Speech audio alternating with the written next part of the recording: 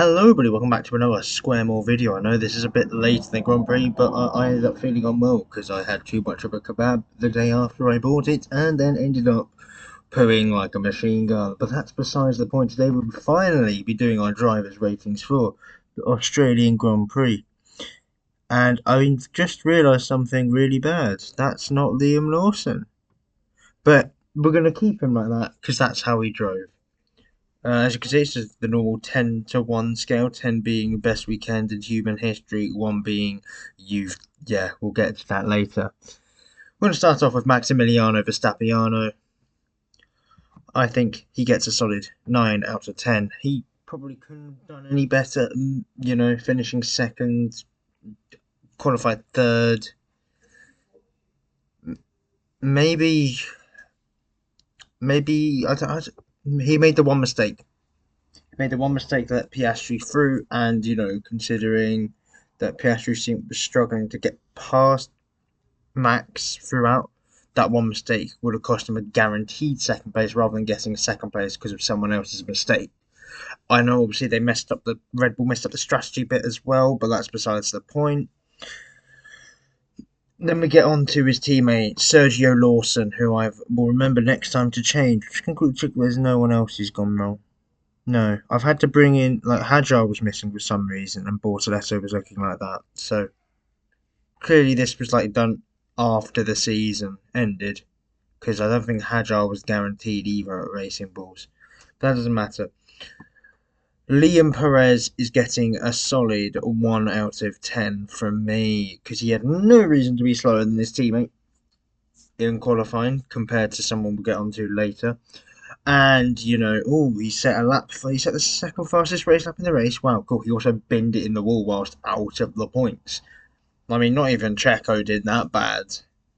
I know it's his first race at Red Bull, but Gasly had a better performance in, a worse car. And there's just no excuses. I mean, yes, he might have lasted longer than other rookies and some very long serving drivers, but that just doesn't save him from having an absolutely shocking weekend. Speaking of a team that had a shocking weekend, we come to Ferrari. Now, we could put Leclerc it's tough to do. It is pretty tough to do because qualifying didn't go as well as I think the Ferraris were hoping. Getting out qualified by Albon, getting out qualified by who else? It was Sonoda. That was it. That's not what you want your team to be doing when people are thinking, okay, this is for. I thought, as we know, Leclerc, Hamilton second and third. If they're getting second and third, I've got a question: what's the downfall happening to the McLarens and Red Bull and Max? Anyways, Leclerc is just going to get 6 out of 10, I think. Just maybe even a 5. No, okay, I'll give them a 6. I would probably do lower for normally getting 8th. But ahead of his teammate and also strategy, they just completely messed it up for the pair of them, which is why Hamilton's coming in at a 5, just 1 level slower than Leclerc, pretty much all. Actually, I'm going to give Lewis a 4. We expect better things. Maybe he's just adjusting. He has to remember that K1 is available after all, but that's the only real shocking thing, I'd say. I think he'll do a better weekend in China. He's usually very good at China, but saying that, he's usually very good at Australia as well. He has the most pole positions there for a reason, and yes, he really struggled in qualifying. Next up, Kimi Antonelli. Now, he may have qualified 16th, but that was due to a fault not of his own. DRS wasn't working properly, and I think there was some issue with the floor, although that bit is his fault. That cost him 3/10 on straights alone, and I think that was why he got knocked out. The race, though, he was brilliant. I'd give him an 8. And then there's teammate. His teammate's getting a 9. George probably could not get any more out of it in the whole race. I think, personally, brilliant drive from him, as much as I hate to say it. But, once again, great performance from him. And continuing performance like that, then hopefully maybe I will start to rate him more. Assuming he's not being a prick still. Speaking of pricks, 10. I don't need to go in any more detail. You could say he made a mistake, but compared to someone else, he kept it on the track. Speaking of that, someone else, Piastri, 5. And we did a great move on Hamilton, though. Yeah, he bloody. If the fact that you having to bag that up, say he had a good race, is terrible. Ninth place. That's what I see. I see ninth place. I see 2 points. I see he's gone from second to ninth because he spun off the track. That's no one else's fault. That's his fault. If this person did that, Liam Perez would have been absolutely blasted for it. If Norris did that from the lead, he would have been blasted for it. So that's, yeah, 5. Alonso, 3. In fact, I'm going to get all the retirees out of the way. 3. 3. 2. 3. Crash because of his own mistake. Crash because of a power surgery at Sloan's teammate the whole weekend. Crash because of his own mistake, but he's a rookie. Had a great qualifying in terms of what was expected. We expected Tsunoda to do well, but we didn't expect Hadjar to do well as well. Crashed because of his own mistake. He seemed very annoyed. Crashed very much because of his own mistake and just was massively off Gasly. Like, much more than Hadjar was, and that's just my personal opinion.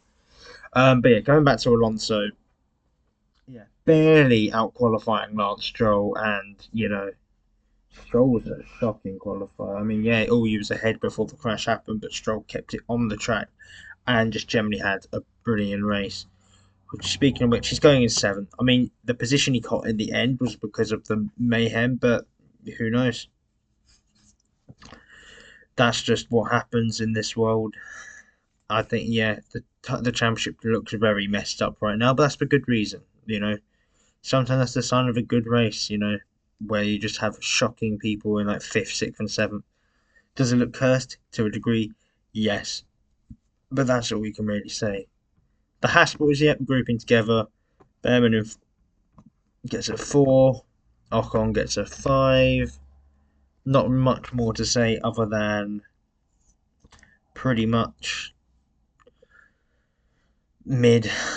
The Hasses look terrible, which is concerning because they usually start the season off well. And considering how they did at the end of the last season, well, I'm a bit concerned for them.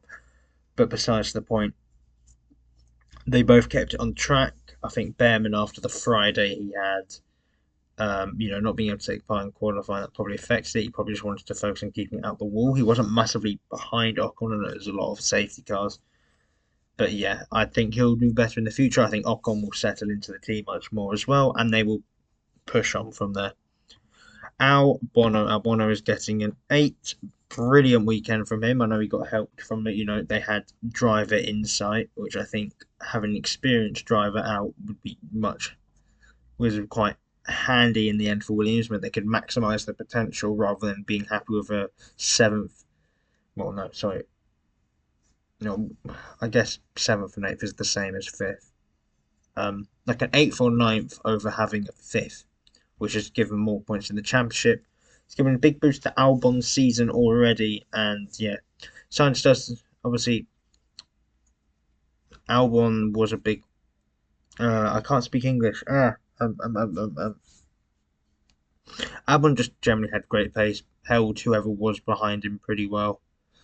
I mean, yeah, he didn't let Antonelli get through, but that's to be expected. A Williams compared to a Mercedes, no matter what the ability is, well, maybe. Was just, yeah, I think it's a great weekend. One of the best weekends I've seen him have in a while. I mean, Australia, he does seem to always do well. Remember when he had his 57 lap stint on the hards and managed to get like a point, which was huge for Williams back then. So yeah, great performance. Hulkenberg, similar to Stroll, getting a 7, just kept it clean, took advantage of the changeable conditions, and got a very, very incredible result. And that stat going round about how Hulkenberg outscored Sauber in the last 29 races with that one result. That's stuff I like to see. Gasly, probably the another unlucky one from the um, changeable conditions because of team strategy. I think it's quite hard to judge him on pure pace because Jack Doohan isn't the best currently.